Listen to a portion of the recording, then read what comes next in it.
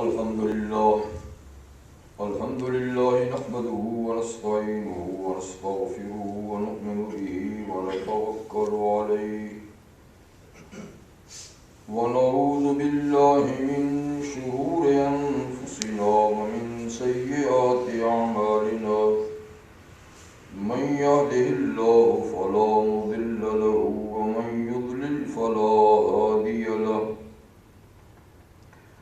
ونشهد أن لا إله إلا الله وحده لا شريك له ونشهد أن سيدنا ونبينا ومولانا محمدا عبده ورسوله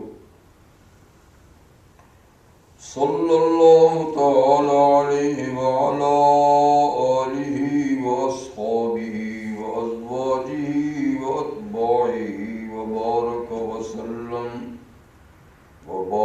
وسلم تسليما كثيرا أما بعد أعوذ بالله من الشيطان الرجيم بسم الله الرحمن الرحيم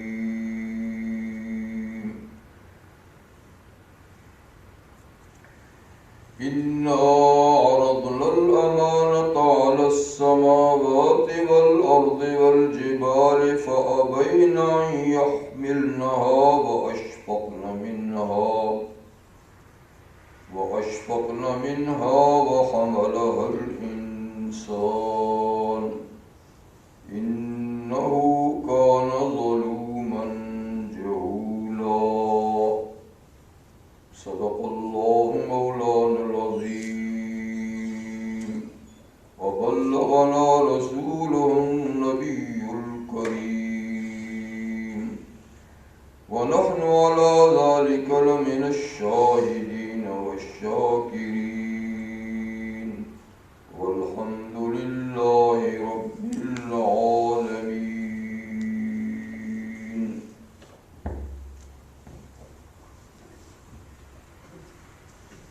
واجب الاحترام حضرات، آپ کے سامنے سورۃ العذاب سے ایک آیہ کریمہ اس وقت تلاوت کی. آیہ کریمہ کا ترجمہ ہے: بے شک ہم نے امانت پیش کی آسمانوں پر، زمین پر، پہاڑوں پر، تو انہوں نے امانت کو اٹھانے سے معذرت کی، اور جب انسان پر پیش کی تو اس نے اٹھا لیا. پھر نتیجہ یہ نکلا کہ سارے انسان اس کو نبھا نہ سکے، اور ان میں اپنے اوپر ظلم کرنے والے اور بہت سے نادان نکلے.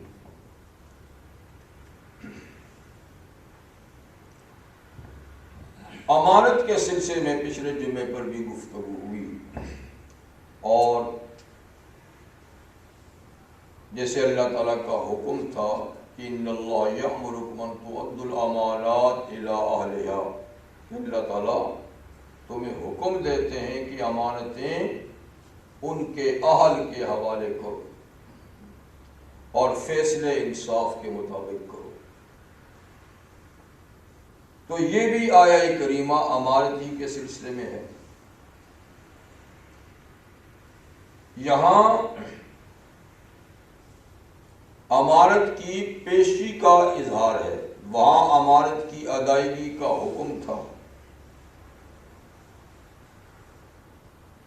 کہ اللہ تعالیٰ نے تخلیق انسانی سے پہلے امانت کا بار گراں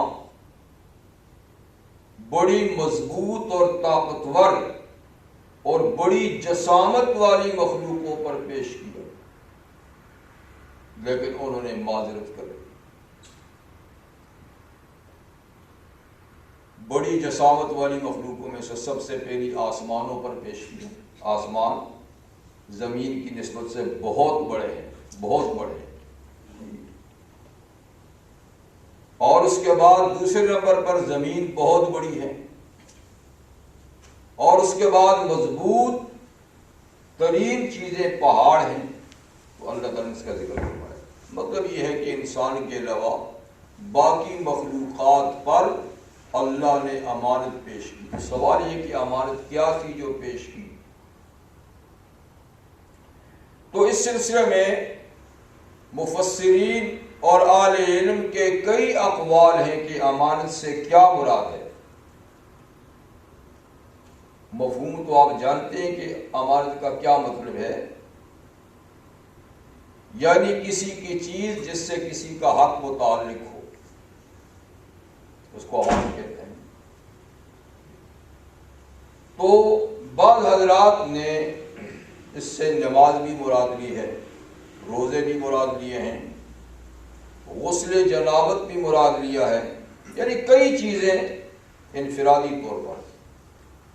لیکن صحیح بات یہ ہے کہ امانت سے مراد تکلیفات الہیہ ہیں، فرائض الہیہ ہیں، یعنی فرائض اور منہیات جو اللہ نے کرنے کے کام بتائے ہیں اور جن سے رکنے کا کہا ہے، وہ ساری چیزیں امانت میں کہ یہ کرنا ہے، یہ نہیں کرنا۔ اور اس کے ساتھ یہ پیشکش کی کہ میرے بتائے ہوئے کاموں کو کرو گے تو اجر و ثواب دوں گا،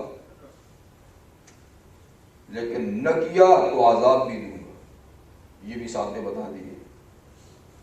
تو عذاب کا سن کر آسمان و زمین و پہاڑوں سب نے کہا کہ ہماری ثواب کی خیر ہے، یعنی جو ڈیوٹی ہے اللہ آپ نے لگا رکھی ہے یہ تو ہم ادا کرتے رہیں گے، لیکن یہ جو دوسری امانت آپ کہتے ہیں اور اس کے ساتھ یہ شرط ہے کہ ادا کی تو ثواب ملے گا، اجر دوں گا، لیکن گڑبڑ کیا تو سزا دوں گا، تو ہم سزا کے متحمل نہیں ہو سکتے، اس لیے جو ڈیوٹی ہے بس یہی ادا کرتے رہیں گے، مزید ہم معذرت کرتے ہیں۔ تو یہ اس لیے کہ اللہ تعالیٰ نے یہ امانت جو پیش کی تھی اس میں ان کو اختیار دیا تھا، ورنہ حکم ہوتا تو سوال ہی نہیں پیدا ہوتا۔ جیسے کہ زمین و آسمان کی جب تخلیق اور پیدائش کا موقع آیا تو اس وقت اللہ کا حکم تھا جی ائتیا طوعا او کرہا، اس شکل میں آ جاؤ جو شکل میں تمہاری چاہتا ہوں، مرضی سے آ جاؤ یا زبردستی آنا پڑے گا، یعنی جو آسمانوں کی شکل میں چاہتا ہوں، جو زمین کی شکل میں چاہتا ہوں، اس شکل میں فوراً آ جاؤ۔ اب یہ بنے نہیں تھے، فوراً ان کے مادہ سے کہا، جن سے یہ چیزیں بنائی ہیں ان سے کہا کہ مرضی سے آ جاؤ وگرنہ زبردستی آنا پڑے گا، یہ حکم تھا۔ تو اس وقت زمین و آسمان نے کیا کہا؟ اتینا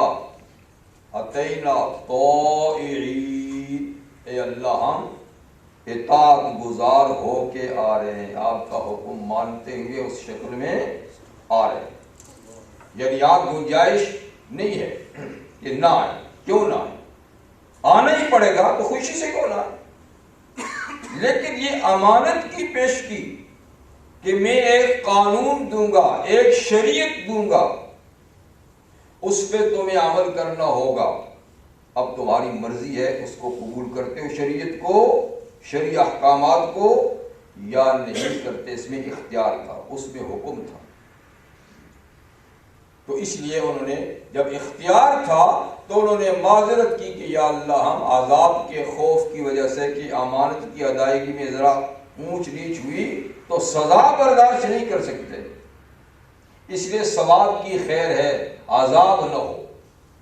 تو ہم وہ ڈیوٹی جو تکوینی اور قانونی ہے اس کو تو پورا کرتے رہیں گے، لیکن یہ ثواب والا کام جو ہے نا یہ ہم نہیں کر سکتے۔ تو اللہ تعالیٰ نے تو مجبور بھی نہیں کیے، تو یہ مخلوق اللہ کی بڑی جسم والی بھی ہے، بڑی قوت والی بھی ہے۔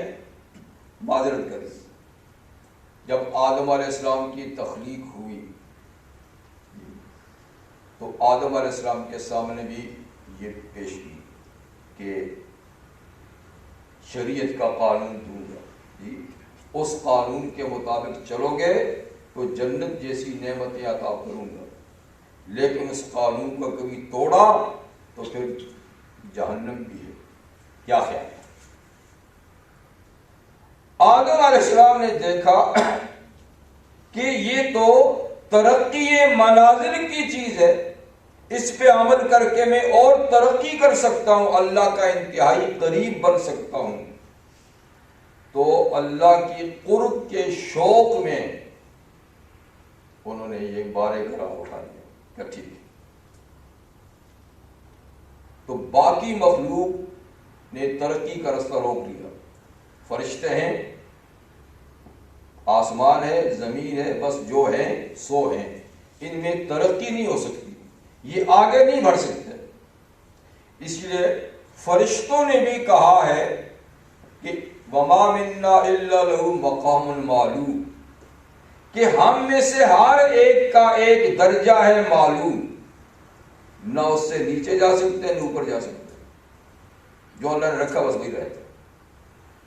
اور ترقی ادنا سے اعلیٰ کی طرف یہ شریعت کی پابندی کی وجہ سے ہے۔ اب شریعت کی پابندی تو نہ فرشتوں نے گوارا کی ہے، نہ آسمانوں، نہ زمین نے، نہ پہاڑوں نے، اس لیے وہ جوں کے تو ہیں، وہ آگے نہیں بڑھ سکتے۔ لیکن آدم علیہ السلام کے سامنے پیش کی امانت، یعنی شریعت، تمہیں شریعت دوں گا، ہدایت دوں گا، کتابیں دوں گا، کچھ کرنے کے کام دوں گا، کچھ نہ کرنے کا کہوں گا، تو اگر اس کی پابندی کی تو میرے قریب ترین آ جاؤ گے، قرب حاصل ہوگا۔ تو شوق قرب میں انہوں نے اس کو قبول کر لیا، ٹھیک ہے، خیر آدم علیہ السلام کو قبول کر لیا۔ کہتے ہیں کہ اس قبولیت کے بعد عصر سے مغرب تک کا، زور سے عصر تک کا وقت نہیں گزرا تھا کہ شیطان نے ان کو پھسلا دیا، جی، اور پہلے ہی اتنے تھوڑے سے وقت میں ان سے وہ کام کرا دیا جو اس امانت کے خلاف تھا۔ اگر کہ وہ بھولے سے ہوا تھا اور قانونی لحاظ سے وہ کوئی گناہ نہیں، بھولے سے ہوا تھا، لیکن ہو تو گیا نا، ہو تو گیا نا۔ تو وہاں سے ابتدا ہوگی، نسی آدم ولم نجد لہ عزما، آدم بھول گئے، ہم نے ان کے اندر عزم و ارادہ نہیں پایا کہ انہوں نے قصد و ارادے سے ایسی غلطی کی، نہیں، بھول گئے، لیکن ہو تو گیا نا۔ تو پھر نتیجہ یہ نکلا کہ اللہ تعالیٰ نے ان سے فرمایا تھا کہ اب یہاں سے تو زمین پہ چلے جاؤ، اور میں وقتاً فوقتاً اپنی ہدایت بھیجتا رہوں گا، ہدایت نامے آتے رہیں گے، شریعتیں آتی رہیں گی۔ فَمَنِ اتَّبَعَ ہدایٰ، جس نے زندگی میری بھیجی ہوئی ہدایت کے مطابق گزاری، فَلَا خَوْفٌ عَلَيْهِمْ وَلَا هُمْ يَحْزَنُونَ، وہ اس حال میں میرے پاس آئے گا کہ نہ خوف ہوگا نہ حزن۔ لیکن وہ لوگ جنہوں نے میری بھیجی ہوئی ہدایت کا انکار کیا تو اس کے لیے پھر میں نے جہنم بھی تیار کر رکھی۔ تو امانت سے مراد کیا ہوئی جو یہاں پیش کی گئی، یعنی وہ شرعی احکامات، اللہ تعالیٰ نے شریعت کے احکامات، یہ امانت ہے جو دی اور انسان نے قبول کی، اور انسانوں کی اکثریت نے اس امانت کو ادا نہیں کیا، کافر یا منافق یا مشرک بن گئے اکثریت، لیکن تھوڑے لوگوں نے امانت کا بوجھ اٹھایا اور اسے پورا پورا کر دکھایا، جن میں سب سے پہلے 1,24,000 انبیاء کرام کی جماعت ہے، جنہوں نے مکمل طور پہ اس امانت کو نبھایا، پوری طریقے سے اس امانت پہ عمل کیا، جی۔ پھر اس کے بعد ان کے لاکھوں کی تعداد میں صحابہ انبیاء کرام کے، پھر امتوں میں کروڑوں کی تعداد میں اولیاء اللہ گزرے ہیں جن کی زندگیاں بالکل امانت داری کے مطابق گزری، اللہ تعالیٰ کے احکامات کو ٹھیک ٹھیک انہوں نے ادا کیا، اور پھر اس کے بعد دوسرے درجے کے مسلمان بھی جن سے گناہ بھی ہو جاتے ہیں، توبہ بھی کر لیتے ہیں ماشاءاللہ، تو وہ بھی گویا امانت دار ہی ہے، کبھی غلطی ہوتی ہے تو پھر اللہ کو منا لیتے ہیں، تو پھر بھی تعداد ان لوگوں کی نسبت سے کم ہے جنہوں نے امانت میں خیانت کا ارتکاب کیا۔ اسی لیے اللہ نے فرمایا کہ انہ کان ظلوما جہولا، یعنی انسانوں کی اکثریت ظالم اور جاہل رہی، بے انصافی کرنے رہی، انجام سے بے خبر رہے۔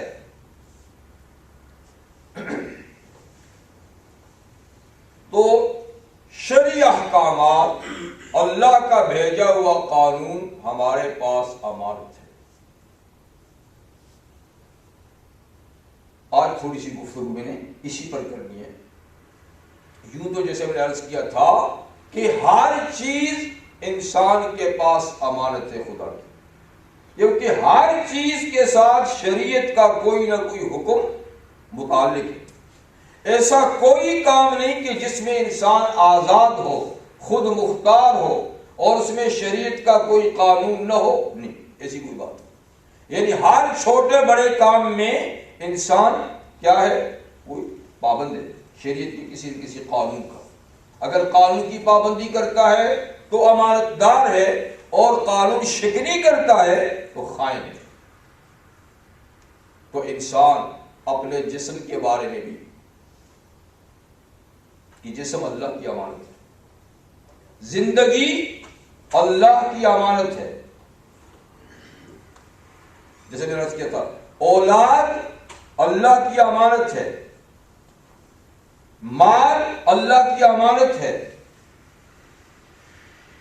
اہل علم کے پاس علم اللہ کی امانت ہے،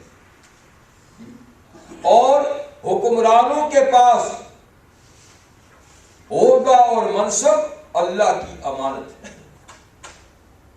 اس عہدوں کی تقسیم بھی امانت ہے، اور جو بڑا حاکم وقت ہے اس کے پاس پوری پبلک، پوری رعیت اور ان کے حقوق امانت ہے۔ یہ ساری امانتیں ہیں، لیکن آج ہم اس امانت کا ذکر کرتے ہیں جس کا اس آیہ کریمہ میں ذکر ہے۔ وہ کیا ہے؟ شریعت کا قانون، اللہ کی کتابیں، اللہ کے نبیوں کی تعلیمات۔ یہ ان ساری امانتوں میں سب سے اہم ترین امانتیں ہمارے پاس۔ رحمت للعالمین صلی اللہ علیہ وآلہ وسلم پر جب یہ بار گراں نبوت کا، رسالت کا ڈالا گیا تو رحمت للعالمین صلی اللہ علیہ وسلم نے کس طریقے سے اس بوجھ کو اٹھایا اور کس طریقے سے اس سے آپ سبکدوش ہوئے، کس طرح اس کو ادا کیا۔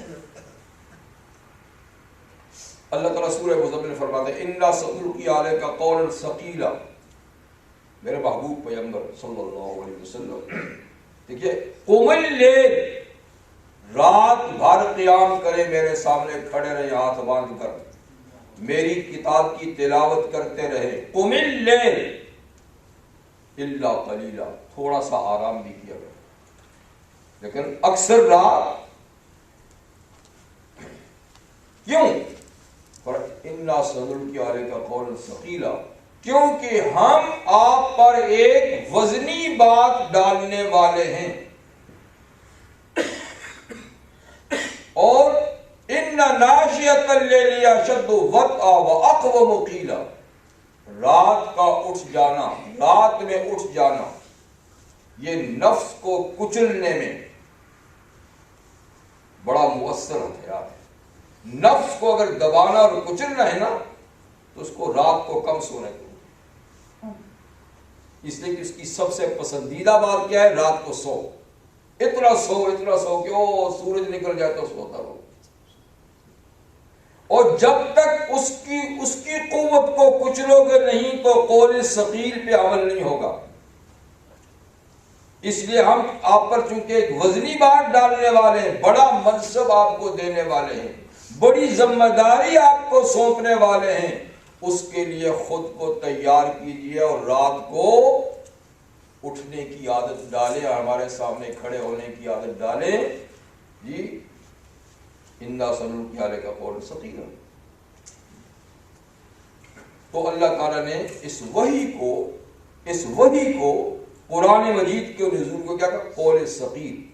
شریعت دینے کو کیا کہا؟ قول ثقیل.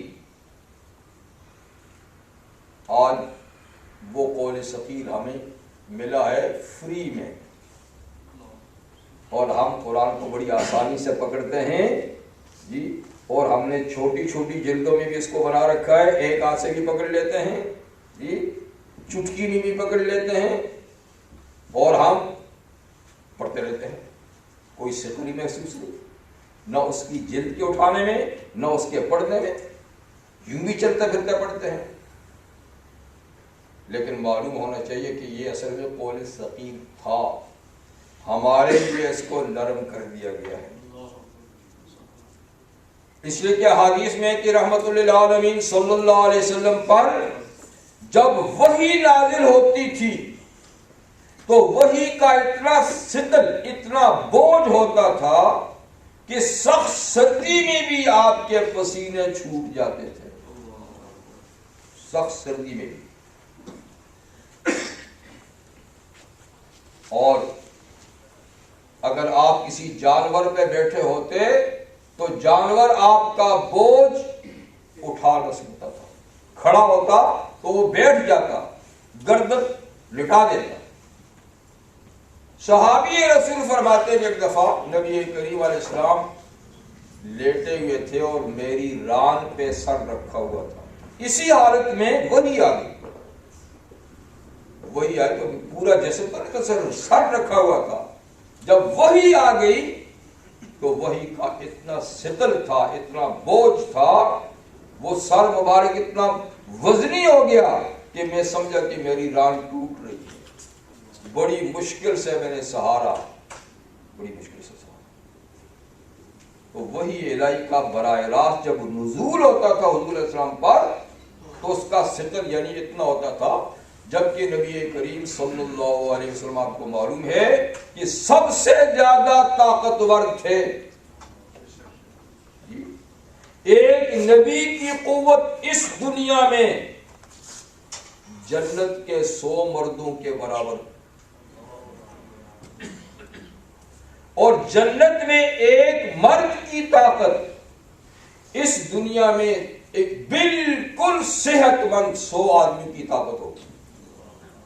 یا تو بالکل صحت مند پہلے تو ہونا ہی بڑا مشکل ہے، کچھ نہ کچھ ہے بیماری، لیکن جو بالکل جس میں کوئی بیماری نہ ہو اور بالکل جوان آدمی ہو، انتہائی صحت مند، ایسے 100 آدمی اس دنیا کے جنت کے ایک آدمی کتنی طاقت رکھے گا. اور نبی کو اس دنیا میں جنت کے 100 آدمی کی طاقت ہوگی.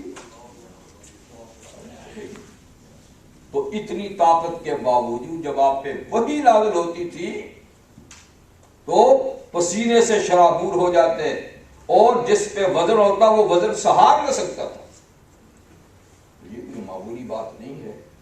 اللہ کا حکم جب آتا ہے اور ڈائریکٹ جس پہ آتا ہے یہ اس کو پتہ چلتا ہے کہ کتنا ثقل ہے، کتنا بوجھ ہے.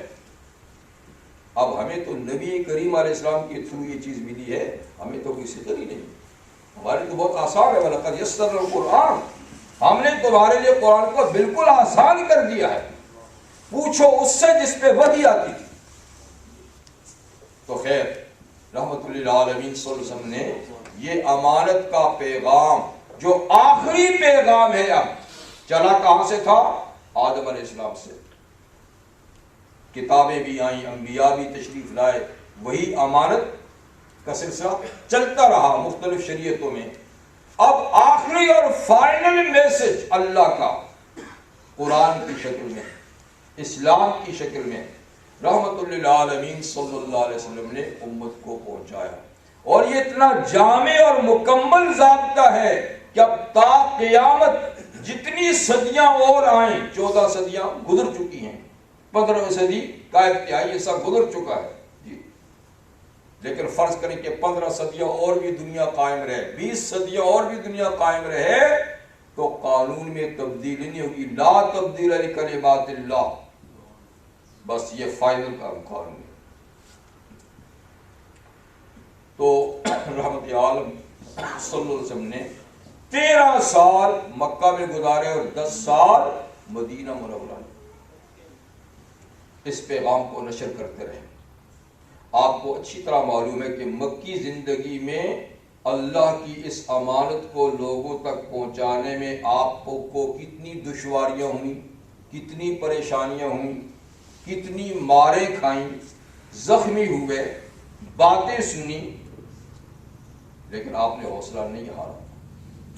آپ کے صحابہ کرام کے ساتھ کیا گزرا؟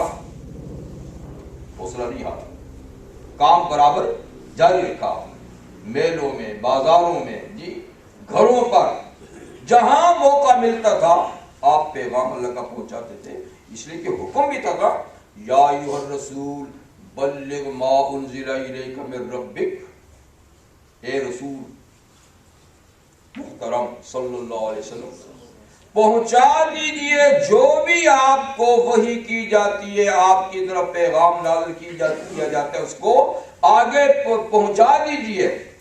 فَإِن لَّمْ تَفْعَلْ، اگر آپ نے کوئی ایک حکم بھی نہ پہنچایا، کوئی ایک، فَمَا بَلَّغْتَ رِسَالَتَهُ، ہم یہ کہیں گے کہ آپ نے پیغام پہنچایا ہی نہیں، یعنی کوئی بات آپ نے چھوڑنی نہیں۔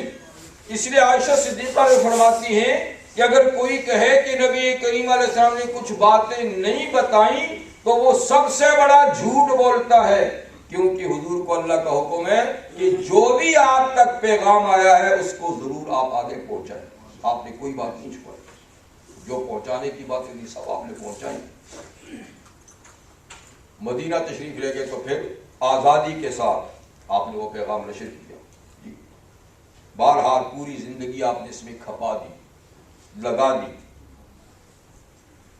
اسی لیے انبیاء کرام کی صفات یا انبیاء کرام نے اپنی امتوں کے سامنے جو اپنا تعارف پیش کیا تو دو باتیں بھی، انی لکم رسول امین، انی لکم، نوح علیہ السلام نے بھی کہا، ہود علیہ السلام نے بھی کہا، صالح علیہ السلام نے بھی کہا، ہر نبی نے آ کر اپنا تعارف کیا کہا، کیا کیا؟ میں تمہارے پاس اللہ کا پیغام لانے والا ہوں اور امانت دار ہوں۔ امین، امانت دار، خیانت نہیں کروں گا، اللہ کا پیغام بلا کم و کاست تم تک پہنچاؤں گا، امین ہوں رسالت کے کام میں۔ تو پیغمبر کریم صلی اللہ علیہ وسلم نے جد و جہد کی اپنی زندگی میں، اور جب آپ کے حج کا موقع آیا ہجرت کے 9ویں سال، تو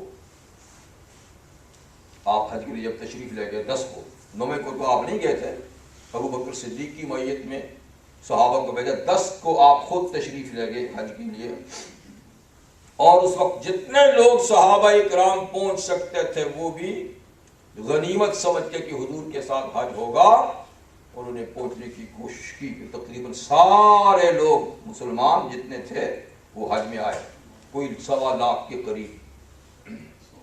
تو اس مجمع میں نبی کریم علیہ السلام نے ایک خطبہ ارشاد فرمایا، اس کو خطبہ حجۃ الوداع کہتے ہیں، یعنی حضور صلی اللہ علیہ وسلم کے آخری حج کا خطبہ، وہ بڑا اہم ہے، اس میں بڑی قیمتی باتیں آپ نے ارشاد فرمائی، اس میں پوری جد و جہد کا خلاصہ اور نچوڑ آپ نے امت کو بتایا،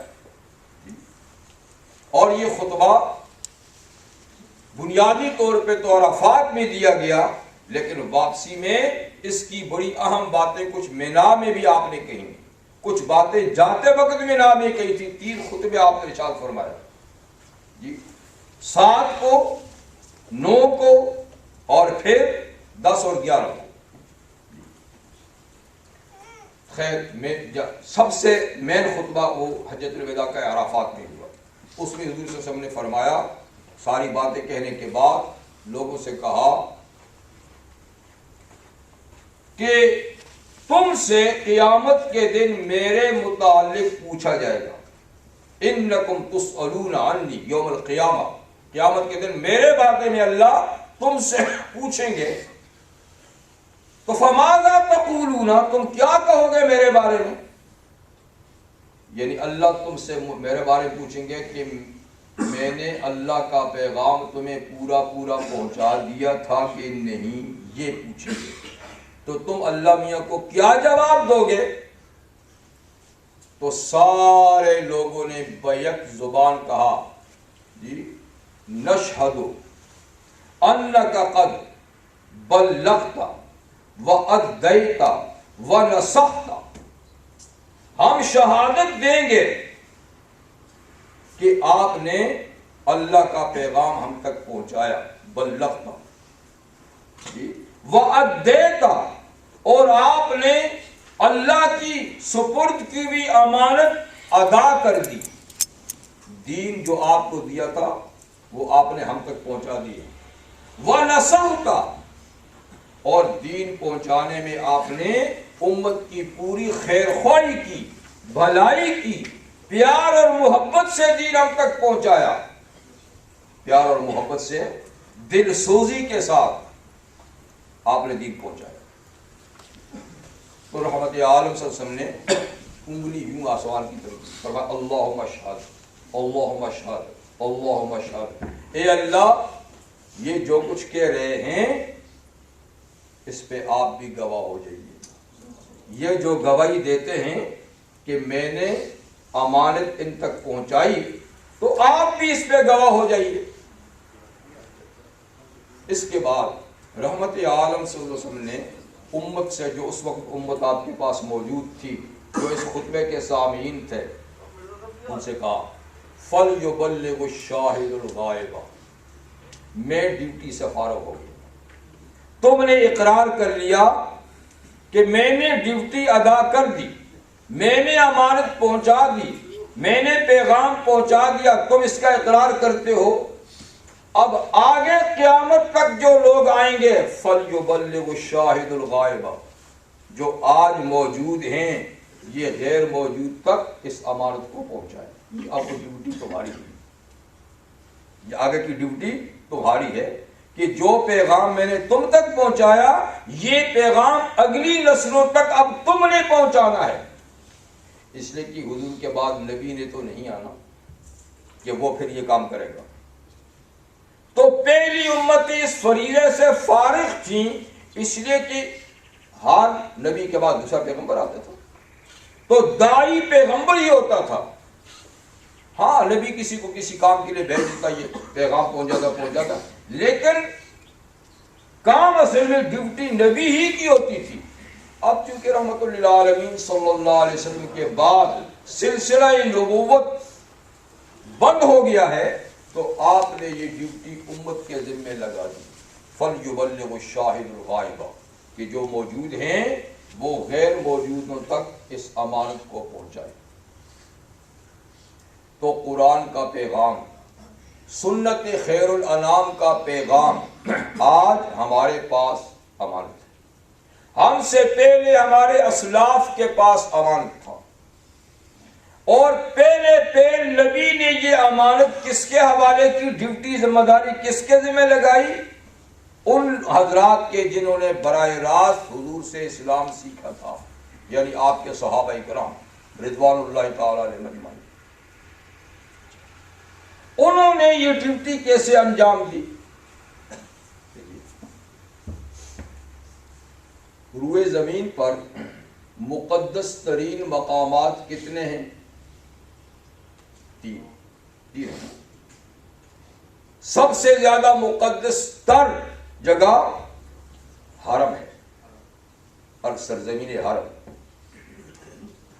اور دوسرا مسجد اقصی، تیسرا طیبۃ النبی حضور صلی اللہ علیہ وسلم کا شہر. یہ خالی مسجد نہیں، حرم مدینہ کا، اس لیے تو حرمین کہتے ہیں نا بھائی، ایک حرم مکہ ہے تو ایک حرم مدینہ ہے۔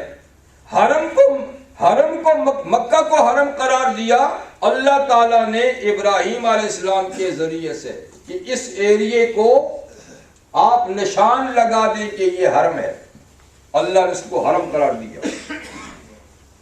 لیکن نبی کریم علیہ السلام ایک سفر سے واپس آئے تو آپ نے فرمایا جس طرح اللہ نے مکہ کو حرم بنایا ہے، میں مدینہ کی 2 پتھریلی زمینوں کے درمیان اور فلاں پہاڑ سے فلاں پہاڑ کے درمیان کے حصے کو حرم قرار دیتا ہوں۔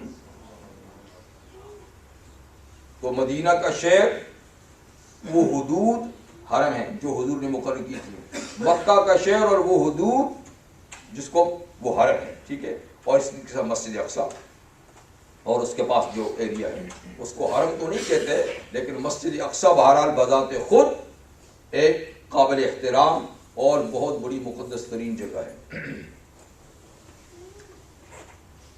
ان تینوں جگہوں کے اپنے اپنے فضائل ہیں۔ طیبۃ الرسول کے فضائل میں جو خود نبی کریم علیہ السلام نے ارشاد فرمائے، مدینہ طیبہ کے فضائل میں جو حضور نے خود فرمائے کہ جو مدینہ میں مر گیا میں اس کی سفارش کروں، یعنی جو مدینہ منورہ میں با ایمان مر گیا تو اسے گارنٹی حاصل ہوگی کہ اس کی حضور شفاعت کریں گے۔ جس نے مدینہ کی تکلیفوں برداشت کی اور اس سے بھاگا نہیں، یہی رہا، یہ امتحان پاس کیا، مر گیا۔ اور کئی فضائل مدینہ منورہ کے۔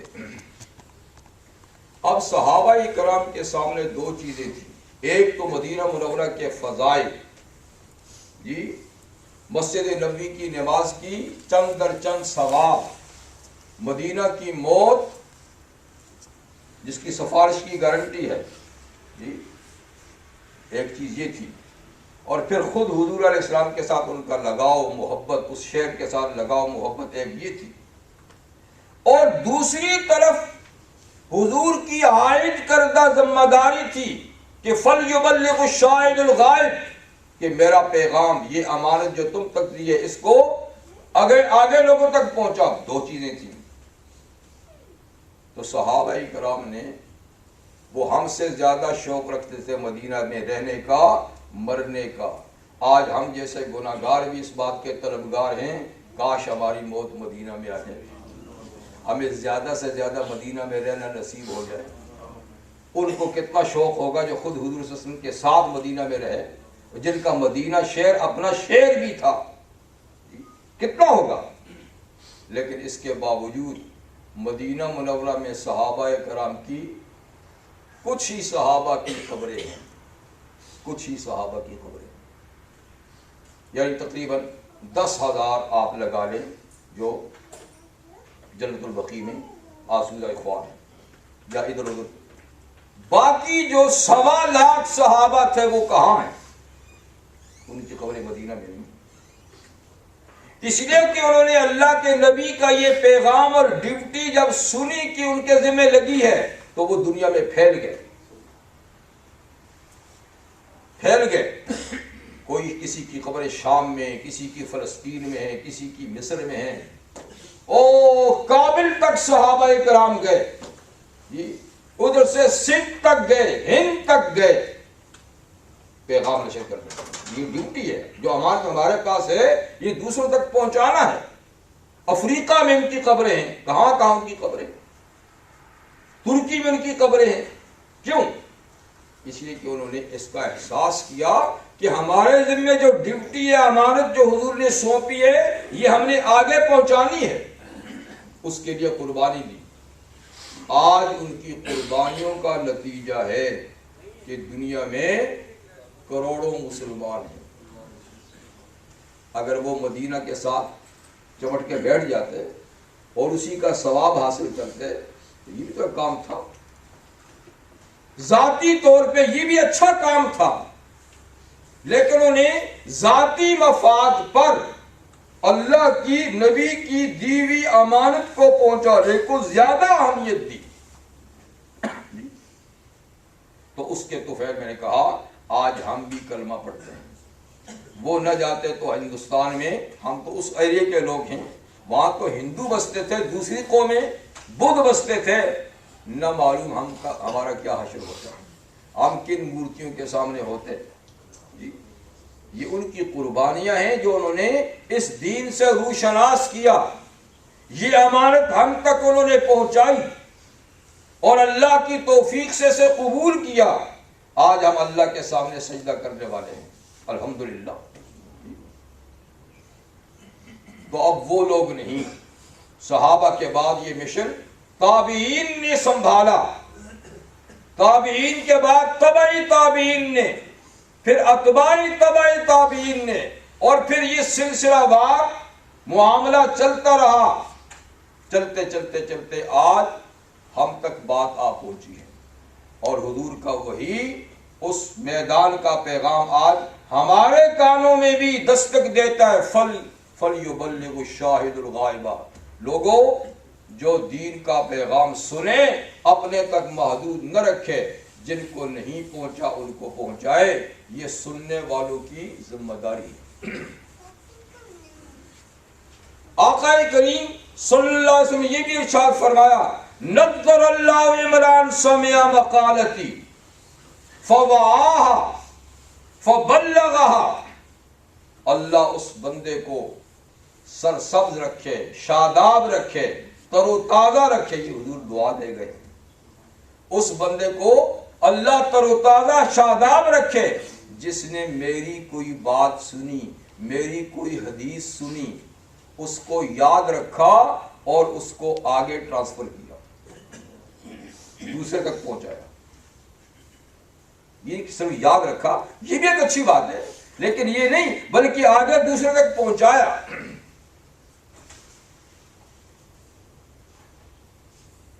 اس کو حضور نے دعا دی. اب جو یہ کام کرے گا حضور کو، یہ حضور کی دعا بھی اس کو لگے گی. اور اس کے لیے یہ بھی نہیں کہ وہ کوئی مستند عالم ہو تو صرف وہی اللہ کے نبی کا پیغام نشر کرے گا، بلکہ فرمایا بلغوا عنی ولو آیہ. کسی کو ایک آیت، ایک حدیث بھی میری پہنچی ہے وہ آگے دوسرے تک پہنچائے، کیونکہ اس طرح تو چیز محدود ہو جائے گی کہ یہ تو فلانے ہی کا کام ہے، بس مجھے سروکار نہیں. اگر فلانے ہی کا کام ہو تو معاملہ محدود ہو جائے گا، فلاں کہاں کہاں تک جائے گا.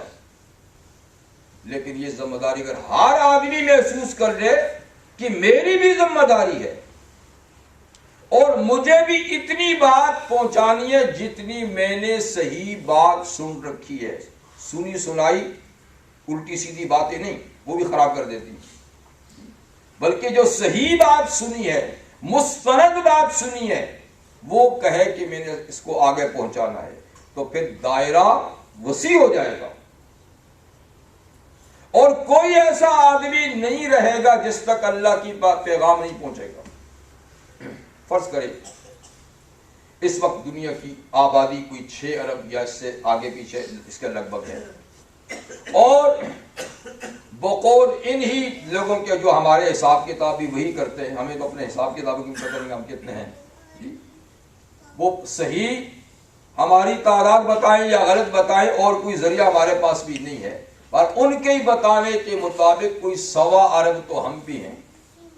6 میں 1.25 ارب 1.5 ارب بقول ان کے ہوں گے تو اس سے زیادہ ہی، کیونکہ ہماری صحیح تعداد نہیں بتاتے. اور دوسری ایک بات یہ بھی آپ کو بتاؤں کہ خود ہم مسلمانوں نے اپنی مرضی سے یا حکومتوں کے خوف سے اپنے اسلامی نام بھی نہیں رکھے. یہ بھی ایک مصیبت ہے.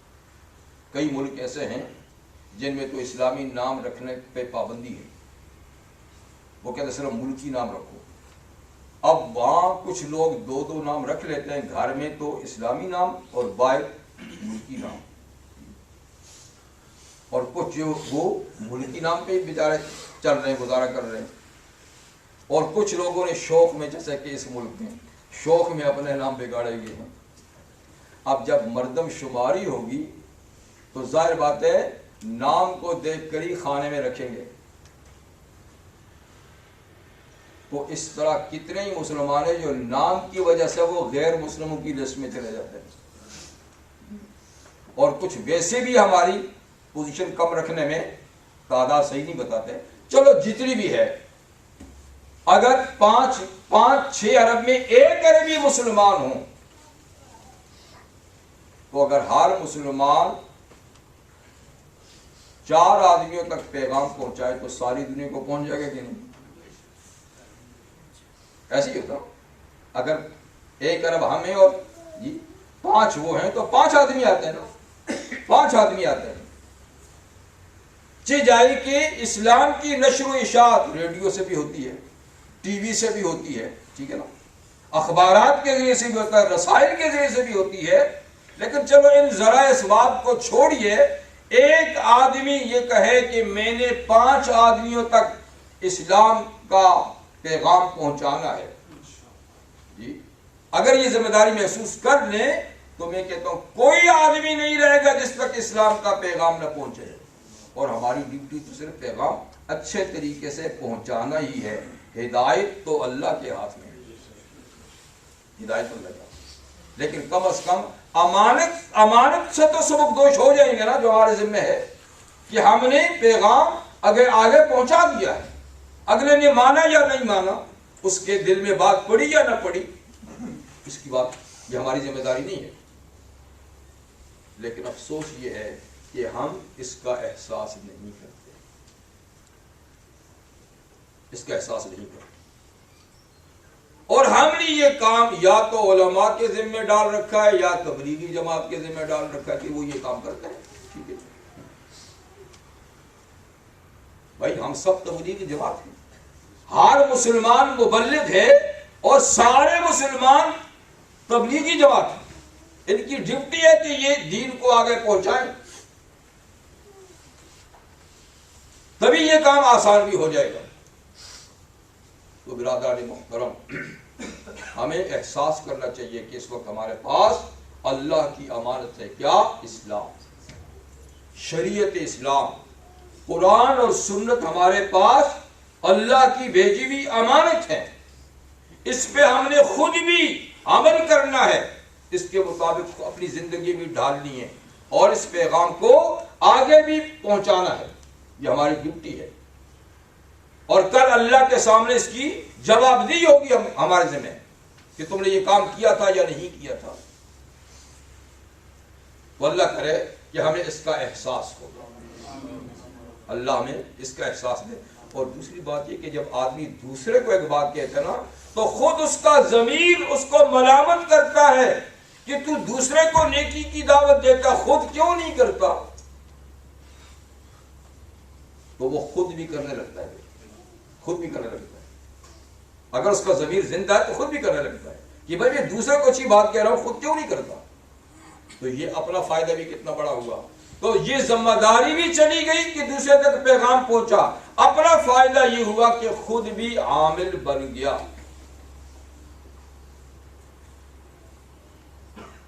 صحابہ کرام جب دنیا میں پھیلے تو ان کے پھیلنے کے مختلف طریقے تھے.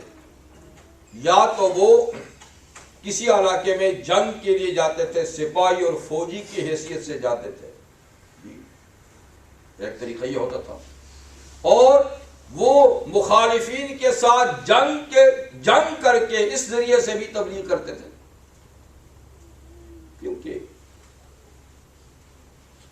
بعض ایسے لوگ ہوتے ہیں کہ جو دلائل سے بات نہیں سمجھتے، وہ طاقت سے سمجھتے ہیں، طاقت سے سمجھتے. وہ کہتے ہیں جس کی طاقت ہے یہ حق پر ہے.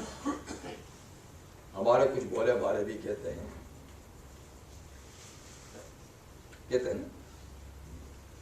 اگر ہی جاتا آپ سمجھ گئے نا، بولے بھالے کہتے ہیں یہ ٹھیک ہے، ان کے پاس طاقت ہے. تو کچھ لوگ طاقت کی زبان سمجھتے ہیں. تو اللہ نے جہاد اسی لیے فرض کیا ہے کہ جو طاقت کی زبان سمجھتے ہیں ان کو طاقت دکھاؤ، وہ اس طریقے سے اسلام میں آ جائیں گے. کچھ دلائل سے سمجھتے ہیں ان کو دلائل دو، کچھ پیار سمجھتے ہیں اس کو پیار سے لے آؤ. تو یہ سارے طریقے اصل میں دعوتی کے ہیں. حضور صلی اللہ علیہ وسلم نے یہ سارے طریقے استعمال کیے. تو صحابہ اکرام دنیا میں نے کہا پھیلے پیغام لے کر تو مختلف طریقے سے، کچھ اس طریقے سے گئے، کچھ تجارت کے لیے گئے. آپ کو پتہ ہے کہ ہند میں مسلمان جب گئے تو وہ تجارت کے لیے گئے تھے. مالی باغ، مدراس جہاں سے شروع ہوا وہاں تو تجارت کے لیے گئے تھے، وہاں کوئی لڑائی جھگڑا نہیں تھا. سندھ کی حد تک گئے، آگے تجارت کے لیے گئے. تو ہند میں اسلام تاجروں کے ذریعے سے پھیلا، اس لیے کہ وہ سمجھتے تھے کہ معاشی ضرورت بھی ایک ضرورت ہے، تجارت کے لیے جانا بھی ایک ضرورت ہے، لیکن اسلام کی دعوت بھی ایک ضرورت ہے. وہ اس کو بھی پیش نظر رکھتے تھے کہ یہ دونوں کام ہم نے کرنا ہے، یہ بھی کرنا ہے اور وہ بھی کرنا ہے. یہ خالی تجارت نہیں. دنیا کہتی ہے کہ یہ صرف تلوار کے ذریعے سے طاقت سے پھیلا ہے. میں کہتا ہوں وہاں کون سی طاقت گئی تھی. آگے چلیے. اس وقت اسلامی ممالک میں انڈونیشیا کا آبادی کے لحاظ سے بڑا ملک ہے. اس کو کس نے فتح کیا؟ وہاں کون سی فوج گئی؟ تاجر گئے. تاجر گئے. ایمانداری کی تجارت کی، ایمانداری سے تجارت کی، ان لوگوں کے دلوں میں جگہ کر دی. اسلام پھیل گیا. چائنا میں کون سی فوجیں گئی تھی؟ جی تاجر ہی گئے تھے اور انہیں امانت و دیانت کی اور سچائی کی تجارت کی. اسلام پھیل گیا. اب کروڑوں مسلمان وہاں بھی ہے، رشیا میں ہے. ان ملکوں میں کون گیا تھا؟ تو کوئی سیاحت کے لیے گیا، سیر کے لیے اور تبلیغ کر دی، کوئی تجارت کے لیے گیا یعنی تبلیغ کر دی، کوئی کسی اور کام کے لیے ساتھ میں تبلیغ کر دی، اور دنیا میں اسلام پھیلا. تو ہم بھی یہاں آئے گئے اس ملک میں، کوئی معاشی ضرورت کے لیے آیا ہوگا، کوئی تعلیم کے لیے آیا ہوگا، کوئی سیاحت کے لیے آیا ہوگا، کوئی ملازمت کے لیے آیا ہوگا، مختلف طریقے سے آئے. لیکن ہمیں نہیں بھولنا چاہیے کہ ہم کسی وجہ سے کسی جگہ میں بھی جائیں تو ہمارا جانے کا اولی مقصد اسلام کی تشریح ہو، اسلام کا پھیلاؤ ہو. اگر ہم زبان سے یہ کام کر سکتے ہیں تو زبان سے کریں. بعض جگہ کا ماحول ایسا ہوتا ہے کہ بعض زبان سے کام نہیں ہوتا، کوئی پابندیاں ہوتی ہیں، کوئی رکاوٹیں ہوتی ہیں، تو وہاں عملی تبلیغ پیش کرے، اپنے آپ کو ایک عملی مسلمان پیش کرے. تو یہ بھی بہت بڑی تبلیغ ہے. یہ بھی بڑی تبلیغ ہے. کہہ سکے تو اچھی بات ہے، نہیں کہہ سکے تو کم از کم اپنے آپ کو ایک صحیح مسلمان کر کے پیش کر دے. تو یہ بھی، کیونکہ اگر ہم صحیح مسلمانوں کی تو اگلا پوچھے گا ہم کون ہیں تو خود پوچھے گا. آپ کا کہ ہم مسلمان ہیں، اسلام کیا ہے وہ خود پوچھے گا، بات کھل جائے گی. لیکن اگر ہم ان کے رنگ میں رنگے ہوئے ہوں گے وہ تو کہیں گے ہمارے ہی آدمی، ان سے پوچھنے کی کیا بات ہے. بدقسمتی سے اب ہم سے مراد آپ حضرات نہیں. اچھا، ہم سے مراد ہمارے لیڈرانے کرام ہے. جب دوسرے ملکوں میں، کیونکہ زیادہ آنا جانا اور بڑے لوگوں سے اٹھنا بیٹھنا انہیں کا کام ہے. اگر وہ کم سے کم اپنے اسلامی لباس ہی میں جائیں تو بھی بری بات ہے. لیکن اتنے ہم گھرے ہوئے لوگ ہیں کہ ہم سمجھتے ہیں کہ ہم اپنے لباس میں چلے گئے، اپنی زبان بولی تو یہ ہتک ہے، وہ ہمیں کیا سمجھیں گے. تو اس لیے ان کی زبان کے حروف ٹھیک کرنے کی کوشش کریں گے، لباس ان جیسا سلائیں گے، اور پھر پہن کے دیکھیں گے ہو بہو اس کی طرح لگتا ہوں کہ نہیں آئینے میں. جب آپ ایسے آئیں گے تو کہیں گے ہمارا آدمی ہماری طرح ہے. اس کو پوچھنے کی کیا ضرورت ہے کہ آپ کون ہیں، کہاں سے آئیں، کیا پوچھیں. تو بھائی لباس بھی تبلیغ ہے، زبان بھی تبلیغ ہے، کردار بھی تبلیغ ہے. مسلمان کی تو ہر چیز تبلیغ ہے. وہ جب جاتا ہے تو سب اس کی طرف متوجہ ہوتے ہیں. صحابہ کرام جب نئے علاقے میں جاتے تھے تو ان کی رفتار اور کردار کو دیکھ کے کہتے تھے یہ غلامان محمد آئے ہیں صلی اللہ علیہ وسلم. ان کے چلنے کا ڈھنگ بھی اپنا ہوتا تھا, ان کا دیکھنے کا ڈھنگ بھی اپنا ہوتا تھا, ان کے بولنے کا ڈھنگ بھی نرالا ہوتا تھا. نظریں اٹھتی تھی کہ یہ خاص ہے ترکیب میں امت رسول عربی.